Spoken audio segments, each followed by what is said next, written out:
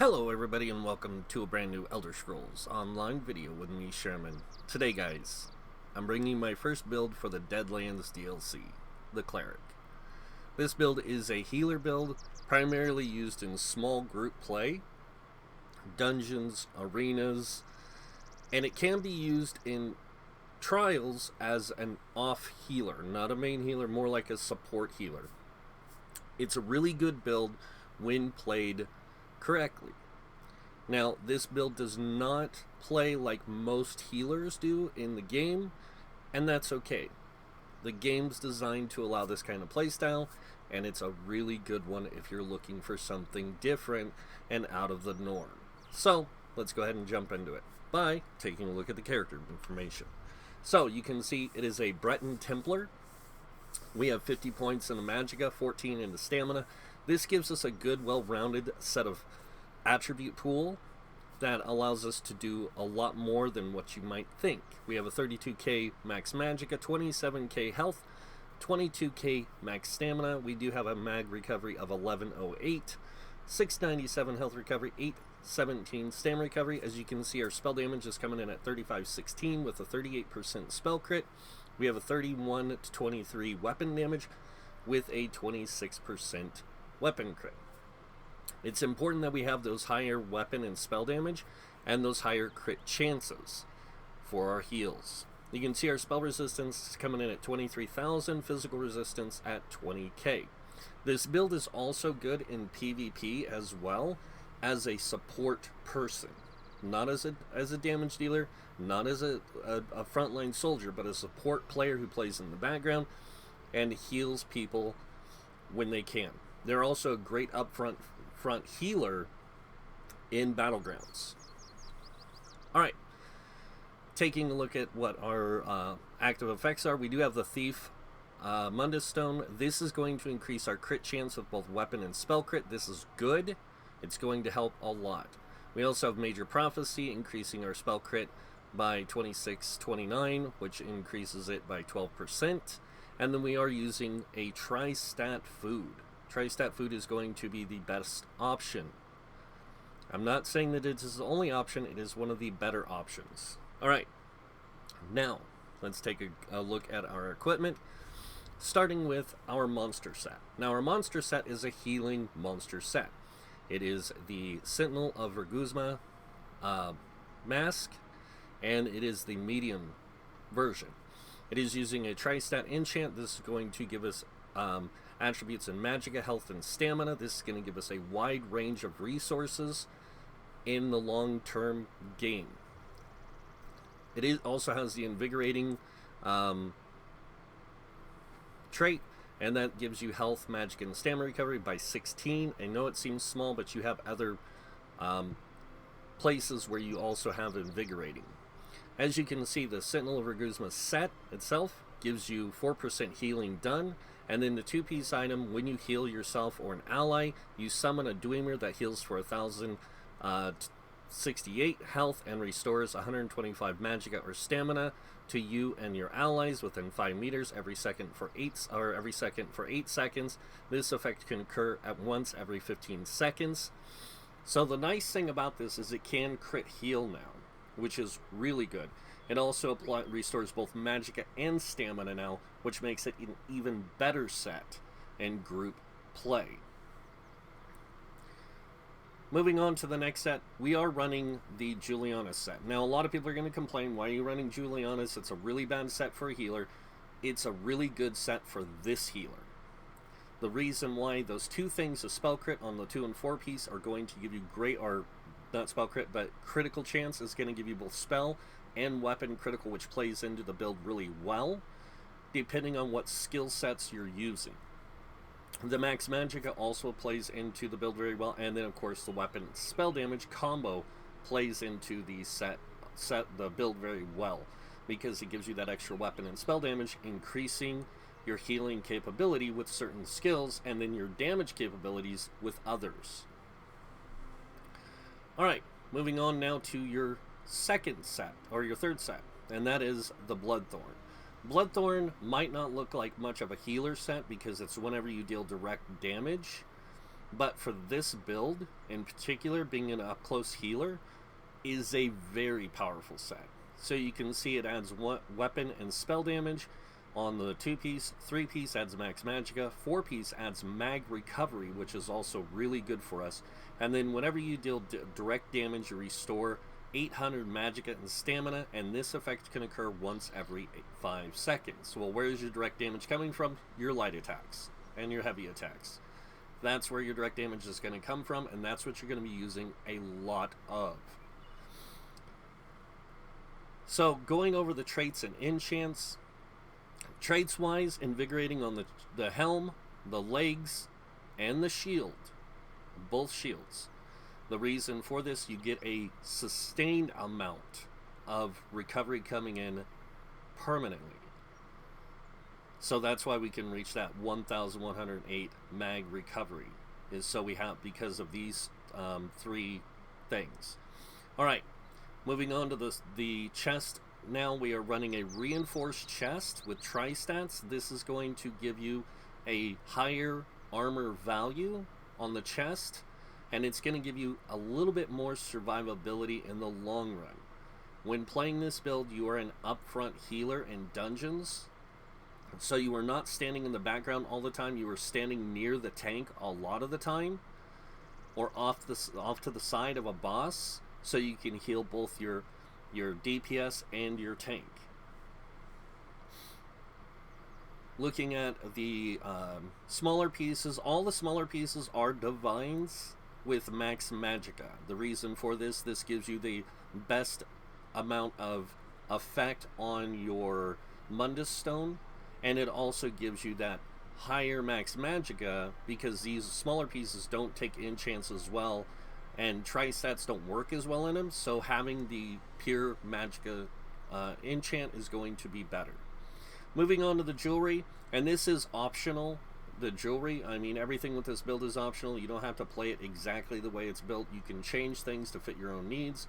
But on the jewelry, we are running 2 spell damage with Trirune on the rings. The spell damage is going to increase your healing capability with magic healing. The Trirune is going to give you more max magicka, more stamina, and more health, which allows you to play the build more effectively. Now, moving on to the necklace. We are using an infused prismatic enchant. So the infused is going to enhance the effect of the prismatic, taking it up to 134 mag recovery, health recovery, and stam recovery. This gives us a better stam recovery when we're doing dungeons, because you'll see why. And then also the higher mag recovery is going to help us out a lot.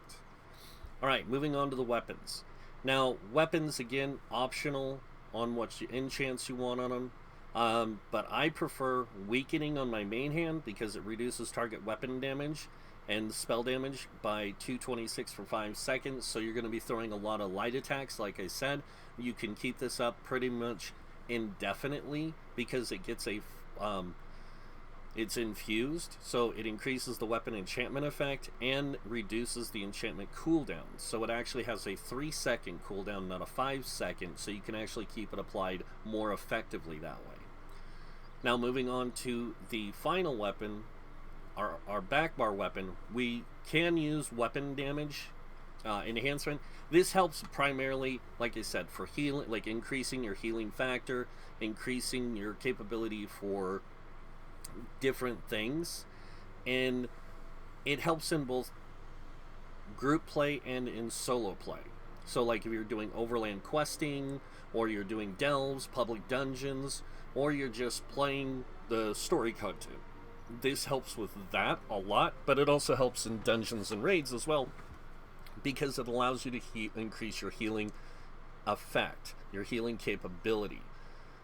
Now, a lot of people say you don't want healers overhealing. This kind of healer doesn't overheal. They're more of a support healer, so they have really powerful heals, but their heals can be more effective when you have a higher spell damage capability. Alright, now we're going to move on to skills. Food and drink wise, though, just to let you know, Tri-Stat food is going to be your better option because it gives you the Max Magica, health, and stamina. And you'll see why having these things at the levels they are really helps in the long run of how this build works. Tri-Stat potions, also a really good potion to use. But if you're focused more on doing magic and stuff, the Spellcaster or the Spell Power Pots, the ones that give you Magica back and then give you the increased mag recovery and then grant you major sorcery and major prophecy, that's a really good potion to use. And it's really powerful. Alright, so moving on to skills. Now the primary skills I would use in a dungeon setting more than I would in an overland setting would be Reflective Light. This one deals flame damage and flame damage over time. It also helps with the movement speed of enemies, reducing it by 40% for 5 seconds, making it harder to get to your group. So it gives your group more time to deal damage at a distance. Next up, Solar Barrage. This is a great AoE damage ability.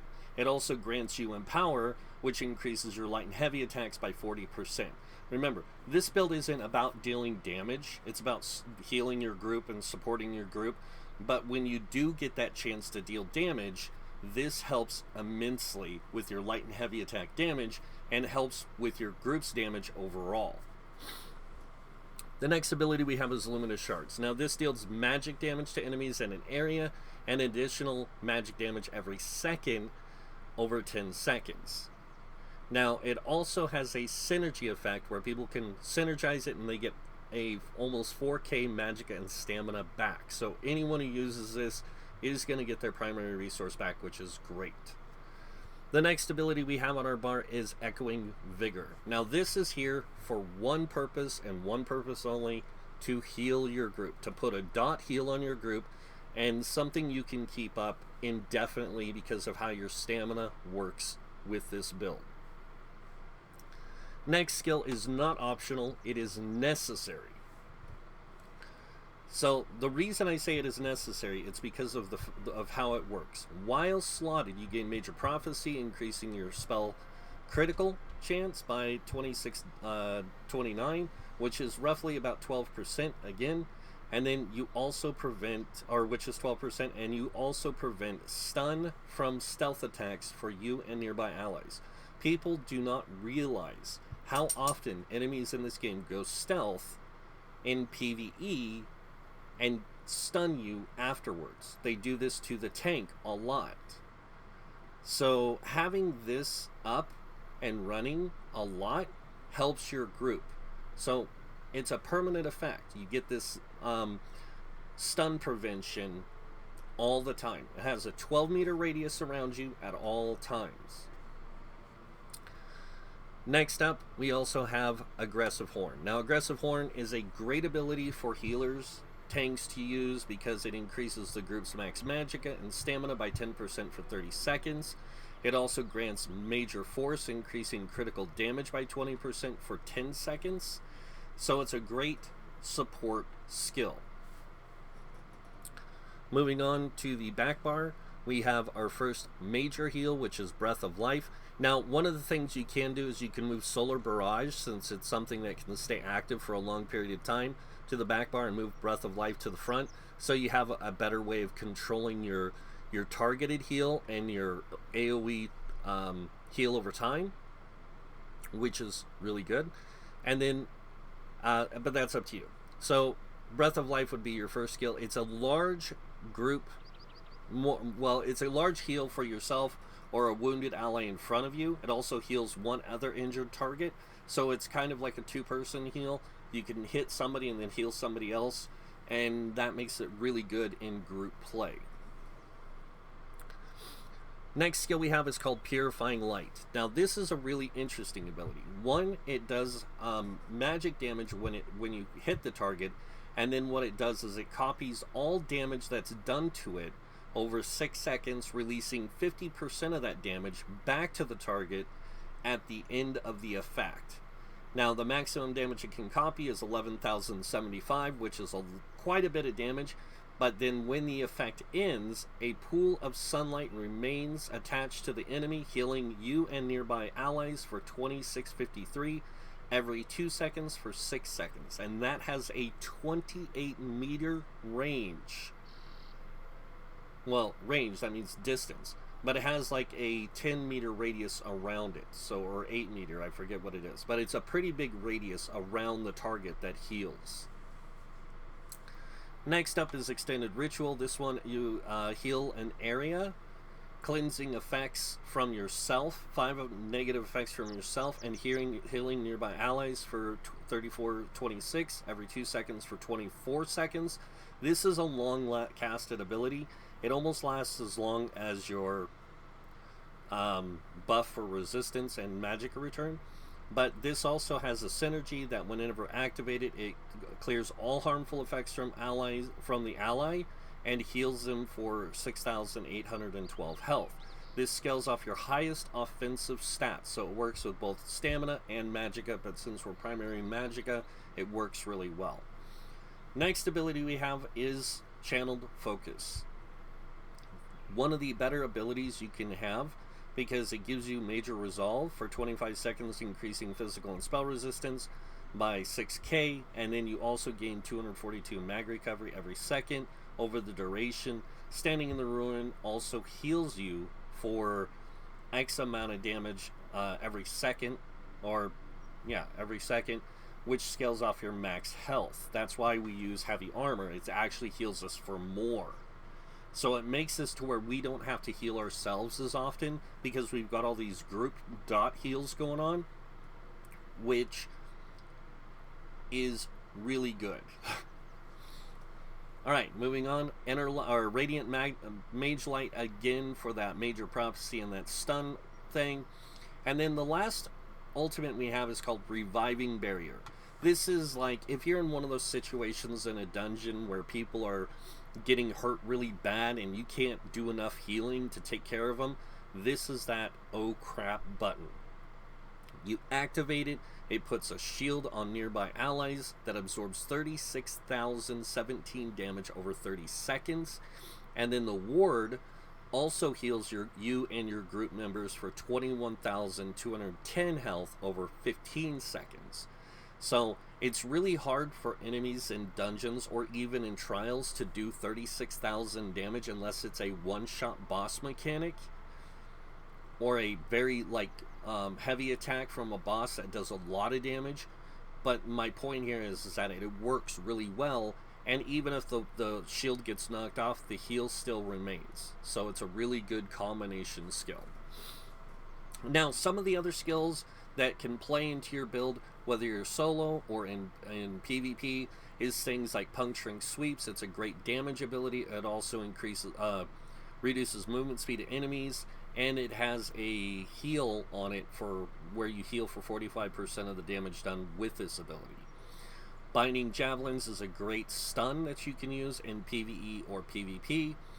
Explosive Charge is a great ability for interrupting and setting enemies off balance and stunning them for 3 seconds.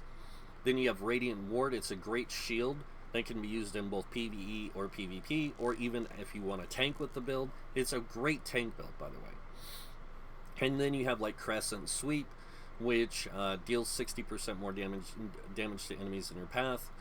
On the Dawn's Wrath, you have Solar Disturbance. If you don't have the Alliance War skills, Solar Disturbance is a great option because it does magic damage, and then it applies Major Maim to the targets for 12 seconds, reducing their damage done by 10%. And then, of course, an ally near the fragment can activate the Supernova. There's a lot of great support skills that you can use. There's a lot of great damage skills you can use. Another great support skill you can use is Radiant Aura. This will apply Magicka Steel to all enemies within a 28-meter radius around you. That means any enemy that's within 28 meters will get this effect applied to them, and that means anyone who deals damage to them gets that Magicka Steel. It's really great for Magicka groups, and primarily that's what it's best for. While it's slotted, you also get the Minor Fortitude, Minor Enhance, or Minor Endurance and Minor Intellect. That increases health, stamina, and mag recovery by another 15%. So it's a great one to have on both bars if you want to remove, say, Radiant Mage Light.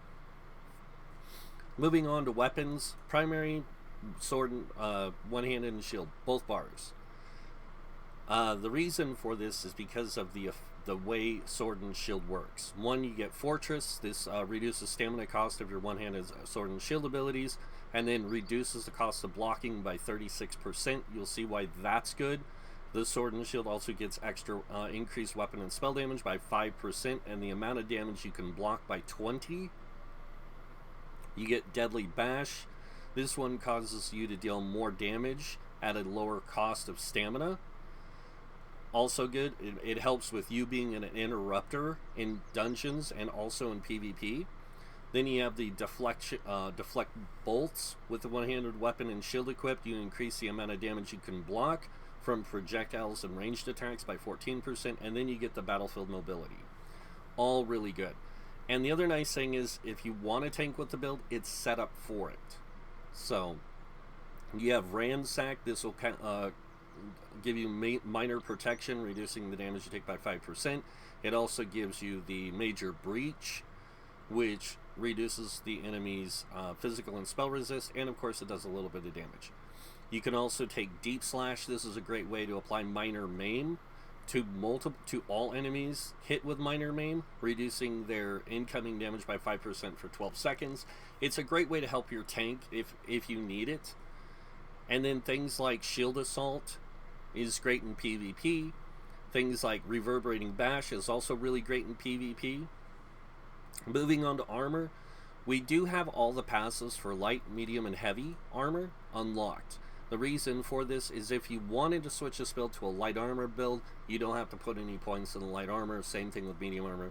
And heavy armor is what you're primarily using. You're using 5 light, or 5 heavy, 1 light, 1 medium.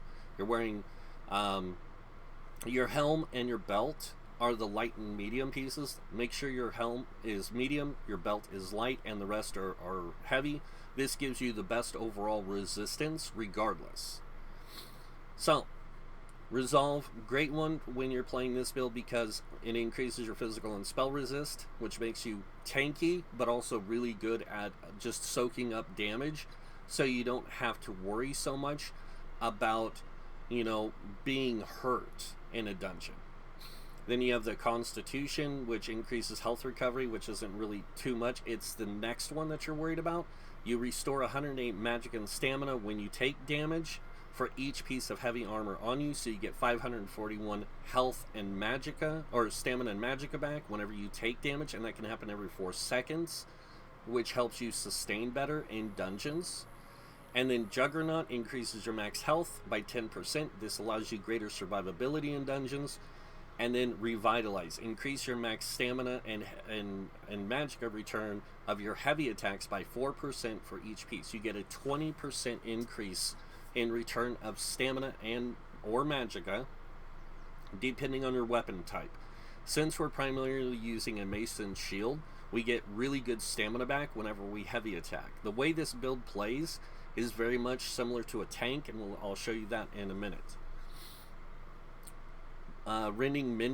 Rapid Mending is also really good because it increases your healing received by 5%. This is why I said you don't have to worry about healing yourself so much. This helps you sustain yourself while you heal your allies. World Skills, Soul Magic. These are good passives to take because if you're using the soul abilities, it gives you these things. But also Soul Lock. Whenever you kill an enemy, you have a chance to refill a soul gem automatically. And then the Shatter Soul allows you to, when your health drops below 20%, your soul explodes, dealing magic damage within 8 meters of you. And then this can occur every 2 minutes and scales off your max health, so it does a lot more damage because your health is higher. Soul Summon, another really good one. You can revive once every hour without the need of a soul gem. Guild skills, Fighter's Guild. A lot of these skills aren't really that necessary to have unless you're playing solo in the open world. Like Dawnbreaker Smiting is really good to have it for PvP, but it can also work really good in PvE. especially when you're doing like a public dungeon with this build. You're gonna get mobbed a lot, and this is gonna help you with that. If you want to really help your group out in a dungeon, something like Ring of Preservation could be a great skill because it brands the earth at the location with a rune of protection for 8 seconds.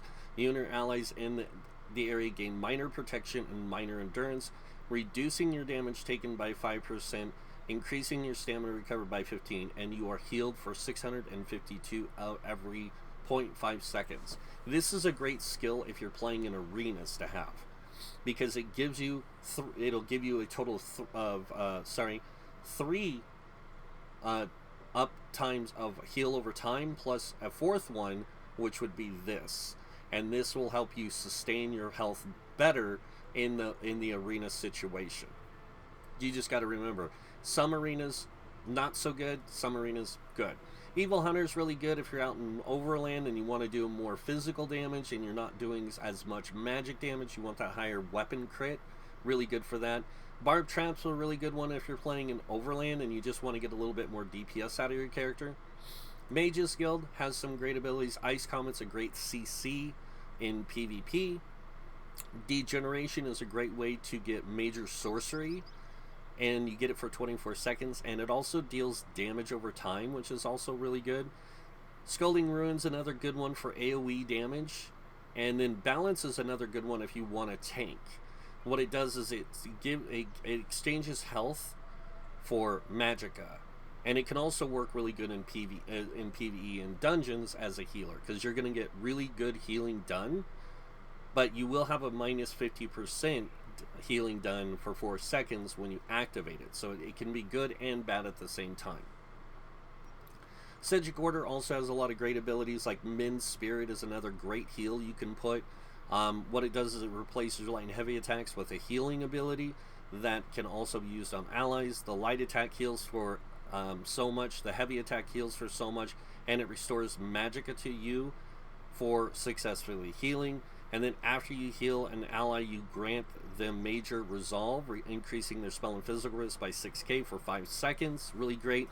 This Deep Thoughts is a great way to get magicka and stamina back for every second while it's active. It's great for some some dungeons. You're going to use a lot more magicka and healing and stuff. So even in like trials, this is a great way in between fights to get resources back. And then, of course, you also get this perk down here, which gives which, while you are casting or channeling a Psijic Order ability, you reduce your damage taken by 30%. And then, of course, you get the concentrated barrier for having one of these slotted. That can be really good in group play. Moving on to a Daunted. Overflowing Altar is a great one to have for a heal over time for your allies. It's a minor heal over time because it puts minor lifesteal on the enemy, so anytime you deal damage to them, it heals you in your group, but it's also a great synergy. Bone Surge is another great synergy ability to have in groups in certain situations. It gives you a damage shield for 6 seconds, and it scales off your max health, but then when somebody activates the synergy, it does the same thing for them, and it grants them major vitality, increasing their healing received, which plays well off the way your build works. Mystic Orb is another great ability that you can use.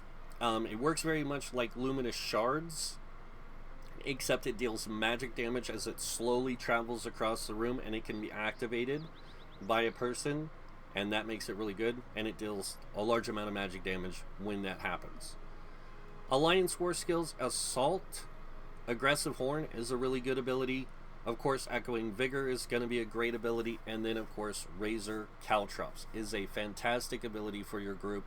It allows you to do some DPS, it reduces movement speed of enemies, and it also allows you to apply Major Breach to multiple targets, so the tank doesn't have to waste stamina, or neither does your DPS. You have that extra stamina to do this, and it helps your group out with that higher damage. Support-wise, Reviving Barrier is, again, a great ability to have, but Efficient Purge, hands down one of the better abilities you can get, because it cleanses yourself and your group, removing up to 3 negative effects immediately. This is also another great ability, Guard, and you can take either one of these. Mystic Guard, this one, you and your bonded ally also gain minor vitality, increasing healing received, And then Stalwart Guard, you and your bonded ally gain minor force, increasing critical damage. So either one of these is really good. Either way you go. I prefer Mystic Guard personally because of the increasing your healing received for you and that person really can help in some really challenging situations, especially like Black Rose Prison. It can help out a lot in there for the healer. As the race, Breton, I'm going to say it's going to be the better race choice for this build, mainly because of things like Gift of Magus, the increase of max magic by 2,000, the spell attunement, which increases your own spell resistance, and it is doubled if you are afflicted with burning, chilled, or concussed, and then it also increases your mag recovery by 130, and then of course Magicka Mastery reduces the cost of your magic abilities by 7%. The reason why this works so well with the Templar is the Templar also gets in Dawn's Wraith Restoring Spirit, reduces the health, magicka, stamina, and ultimate cost of your abilities by 5%.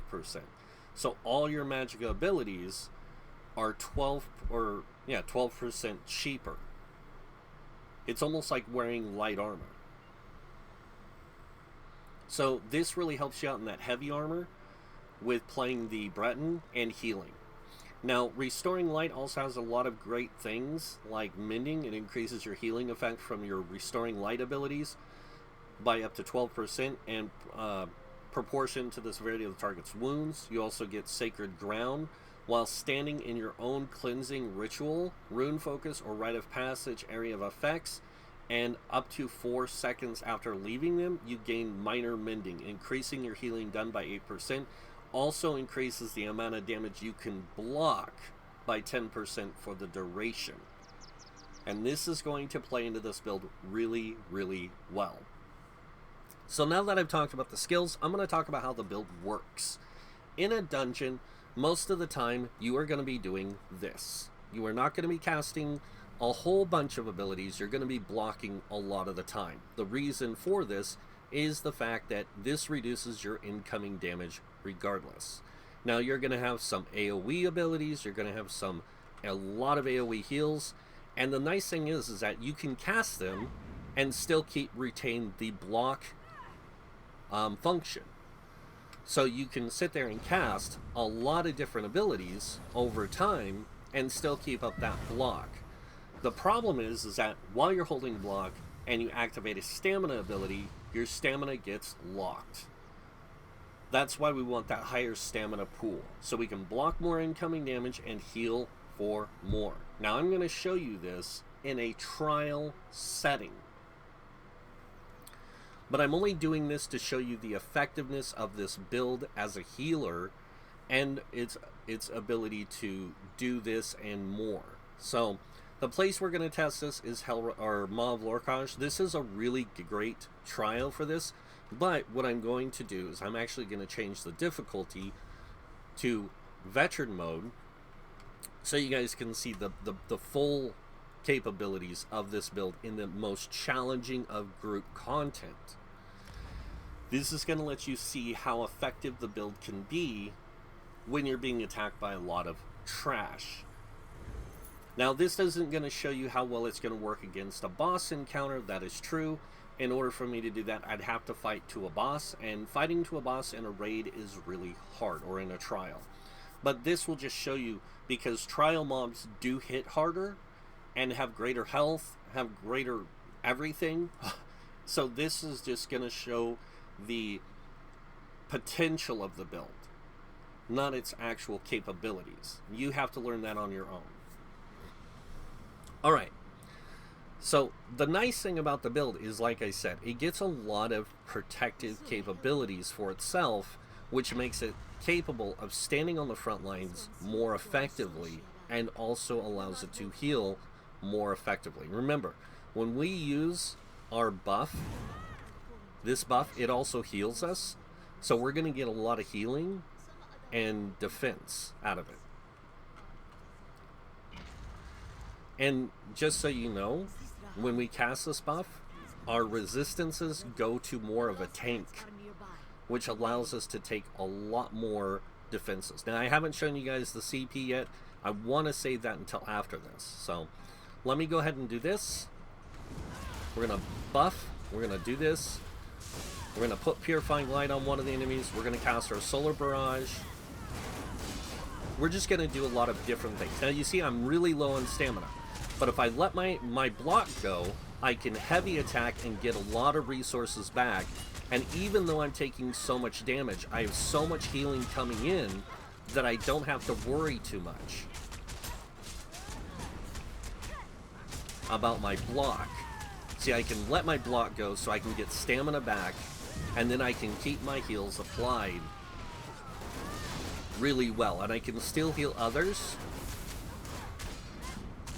And even though I lost my block, again, all I have to do is start swinging and standing in this circle. I don't even have to use potions that often because my healing is mostly dot heals. And that's what I need to focus on, is keeping those dot heals up. And that's another reason why we use Vigor. Vigor is a great source of a heal to where we're not using as much Magicka. So we can actually focus on doing heavy attacks, we can focus on doing other things, and even in situations like this, we have a lot of protection through those high resistances. And when we block, we pretty much block 100% of the incoming damage. So even in a group setting, and the tank has all the aggro, I can still stand there and hold block, and I'm not going to run out of resources. So it's a really good ability for that. We're going to go ahead and just burn these guys down real quick. And I'll show you where the problem lies with this build, especially in this trial. Oh, we died. That's fine. Alright, but that just shows you the build works really well. It works as it's designed to work. It's not meant to be a damage dealer in a dungeon, it's meant to be a healer in a dungeon and to support the group through heals and debuffs and other things. That's why we have the debuff on our main weapon. We're going to be using it a lot. And we're not going to be using the back bar weapon as much. So that just shows you how well the build can work. It doesn't mean it is the greatest build ever created. Oops, wrong button. Or wrong thing. It just shows you that it works really well. And it does what its intended design is made to do. Now in Overland, the nice thing is that you can switch out a lot of skills for more damage-based skills, even stamina-based damage skills, and you can still use those damage skills because of the fact you have a high weapon damage, and you have a high, a somewhat high stamina pool, but most of your stamina is going to come back through heavy attacks and potions. So it's not like you're going to be wasting a lot of stuff. And that's what makes the build work really good. Okay?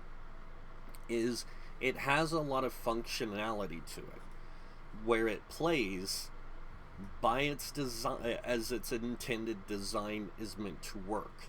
And like I said, you have a lot of really good dot heals which compensate for the heal, like a burst heal. When you have a burst heal, you don't need as many dot heals. You have that burst heal you can cast when you need it. This one you're going to be focusing more on heal over times and area of effect heals, and then having that burst heal there for if the tank takes a lot of damage. So it works out really well.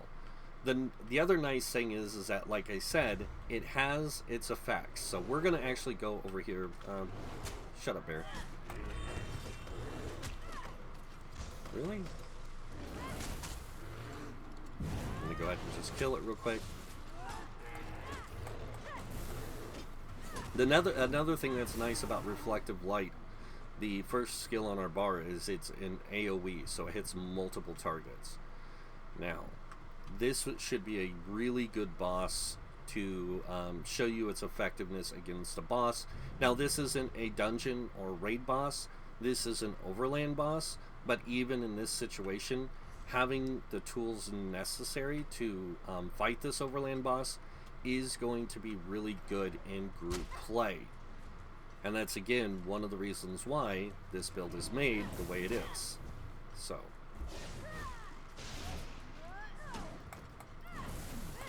Now remember that reflective light also gives you Empower, which allows you to deal heavier damage with your light and heavy attacks.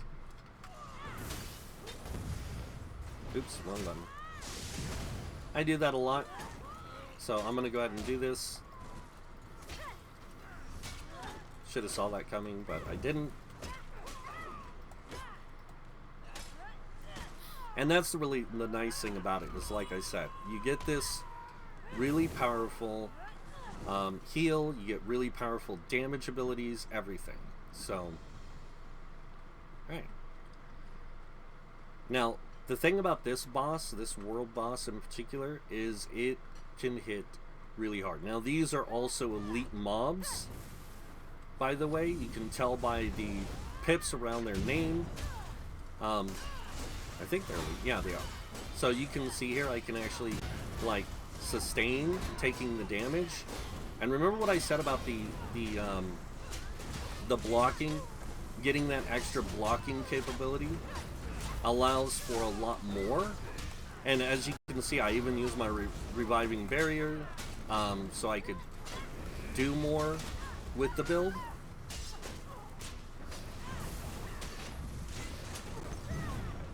Keep forgetting that my Breath of Life is there now.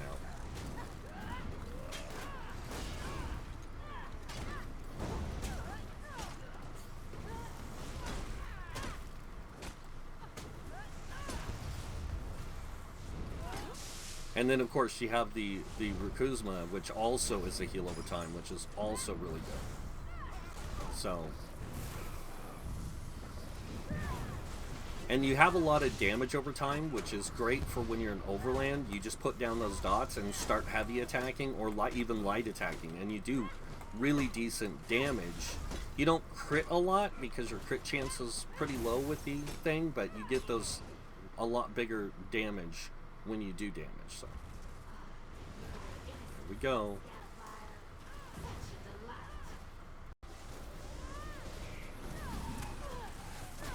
Let's do this.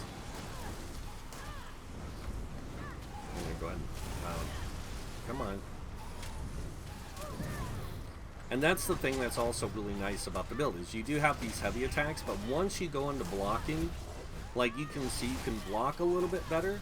Yes, it costs a little bit more stamina, but that's fine. It doesn't have to be perfect.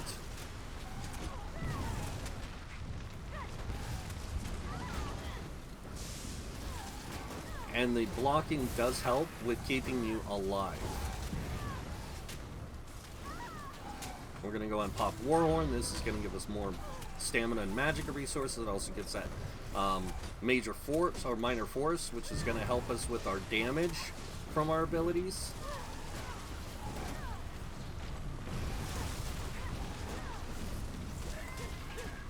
And you can also shield bash, which is nice. And like I said, that comes in handy when you see an enemy getting ready to do a really powerful heavy attack.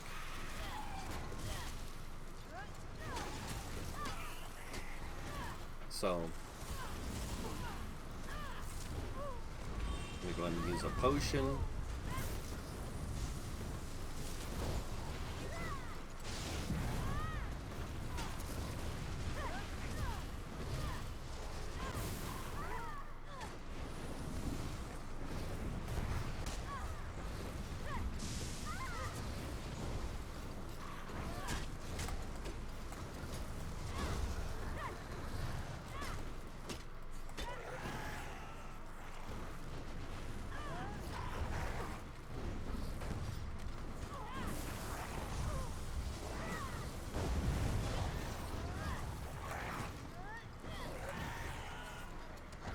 So all those enemies have been defeated.